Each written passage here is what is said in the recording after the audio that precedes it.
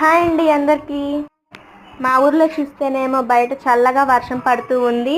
ఈ టైంలో వేడి వేడి తింటే బాగుంటుందని చెప్పేసి నేనేమో గారెలు అయితే వేద్దాం అనుకున్నాను. మా హస్బెండ్ ఏమో ఎప్పుడు ఆ మినప్పప్పుతోనే వేస్తావు, ఏం బాగుంటాయి గారెలు, చెత్త చెత్తగా ఉంటాయి అనేసారు.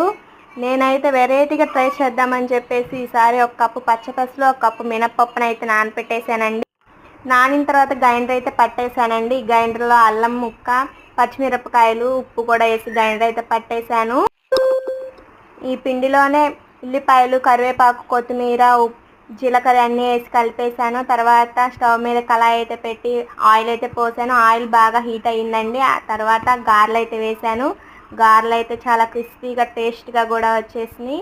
కొంతమంది పిల్లలు ఇష్టపడరు గారెలు అని చెప్పేసి పునుగులు కూడా వేసాను. పునుగులు బాగా వచ్చేసినాయి. మీలో ఎంతమంది గారెలు అంటే ఇష్టమో ఒక లైక్ చేసి కామెంట్ చేయండి.